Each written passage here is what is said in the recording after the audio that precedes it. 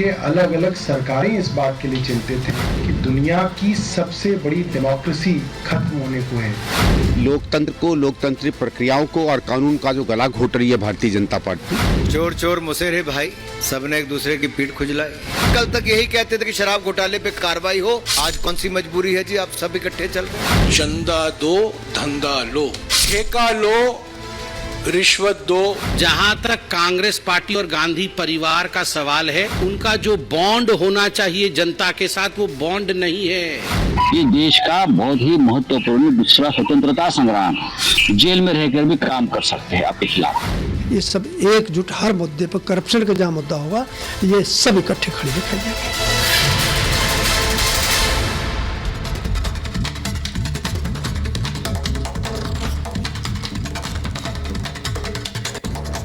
नमस्कार, स्वागत है आपका। मैं हूं अनामिका पांडे। महाभारत देख रहे हैं आप। आज महाभारत में बात कर रहे हैं। एक तरफ नेता जेल में हैं, जेल से प्रदेश चलाने की कोशिश करेंगे, वहीं दूसरी ओर विपक्ष में उलझन सीटों को लेकर है। लेकिन प्रधानमंत्री अपने काम में व्यस्त है। वो बता रहे हैं देश को, विदेश को, सभी को कि कैसे देश का विकास किया जाता है और कैसे काम में व्यस्त रहकर आप ये बता सकते हैं कि आप देश के काम में भी लगे हुए हैं, आप पार्टी के काम में भी लगे हुए हैं, आप जनता के काम में भी लगे हुए हैं।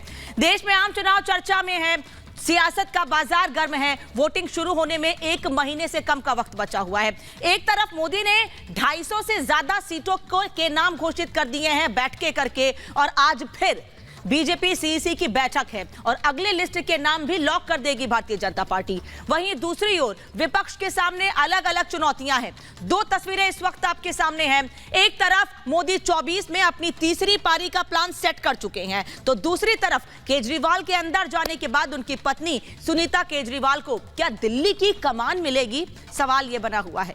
या फिर सीएम चेंज होने की बात तो नहीं कह रही आम आदमी पार्टी। अगर चेंज होता है तो कौन होगा दिल्ली का अगला मुख्यमंत्री? संकेत तो कुछ ऐसे ही मिल रहे हैं कि सुनीता केजरीवाल अगली मुख्यमंत्री होंगी, क्योंकि आम आदमी पार्टी करप्शन में फंसी हुई है, तो कांग्रेस सीटों में उलझी हुई है कि कौन सी सीट रखें, कौन सी गठबंधन के साथी को दें। तो कहीं आम आदमी पार्टी के कट्टर ईमानदार कहे जाने वाले नेता ही अंदर हो गए हैं, कहीं सीट बंटवारे पर नेता मुंह फुलाकर बैठे हैं, तो कहीं कोई अपनी सीट छोड़ने को भी तैयार नहीं है। इसमें सवाल यह है कि क्या आने वाले चुनाव में विरोधी बीजेपी गठबंधन को टक्कर दे पाएंगे कि 10 साल से जनता के भरोसे पर खरी उतर रही सरकार को बदलकर अपने सियासी समीकरण फिट कर सके।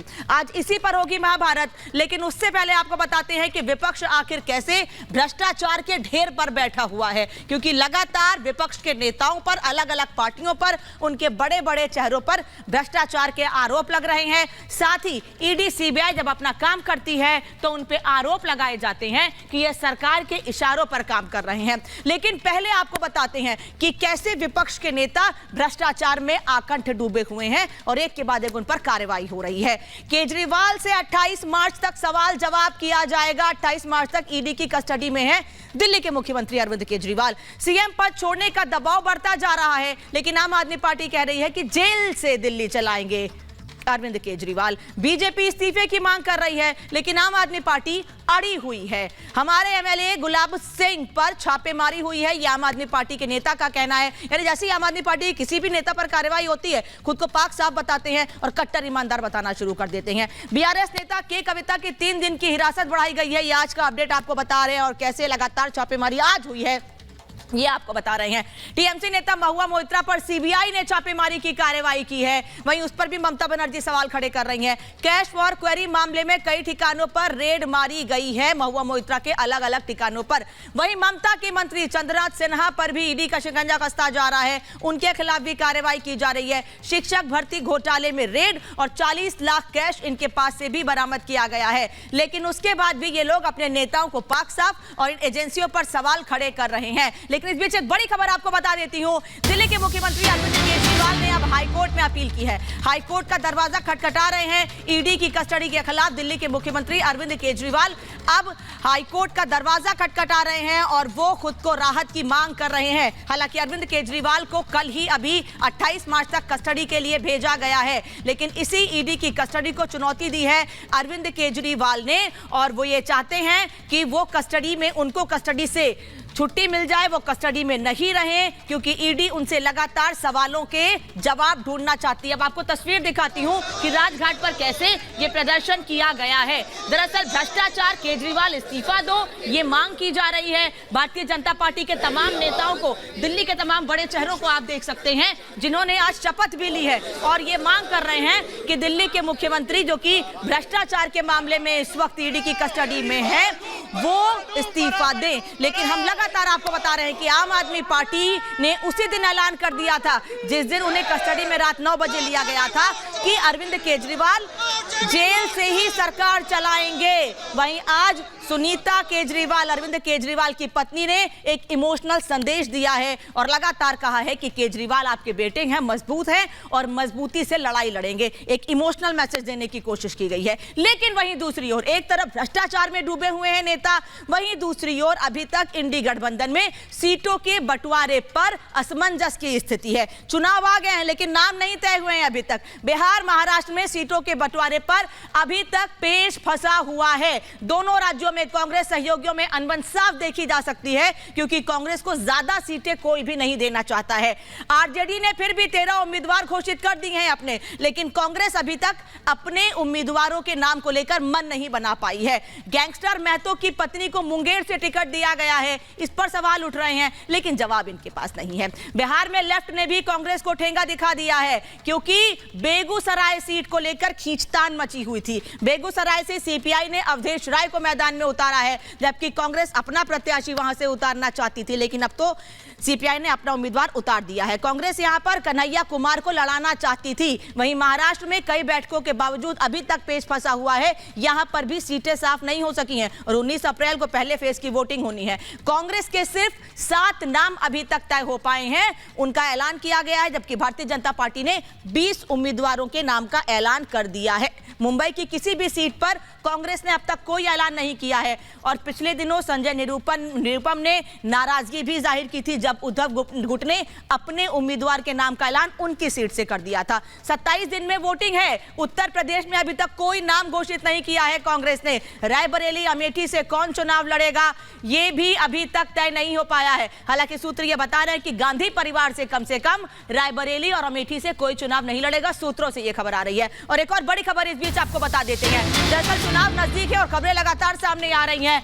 अब इस्तीफे की मांग भी उठने लगी है। अपनी ही पार्टी के भीतर इस्तीफे की मांग उठ रही है तो गठबंधन में भी यही मांग उठ रही है। कांग्रेस नेता संजय निरुपम ने बयान दिया है कि केजरीवाल को इस्तीफा देना चाहिए, नैतिकता के नाते इस्तीफा दें संजय निरुपम ये कह रहे हैं अरविंद केजरीवाल इस्तीफा दें नैतिकता के आधार पर। यही मांग तो भारतीय जनता पार्टी भी कर रही है, लेकिन आम आदमी पार्टी कह रही है हमारे कट्टर ईमानदार नेता हैं और वो दिल्ली को जेल से चलाएंगे। दिल्ली की जनता को उन पर भरोसा है। कितना भरोसा है यह चुनाव बता देगा। लेकिन रिपोर्ट देखिए कि आज दिन भर हुआ क्या है और कैसे एक दूसरे पर आरोप लगाए जा रहे हैं और सीटों को लेकर असमंजस की स्थिति है।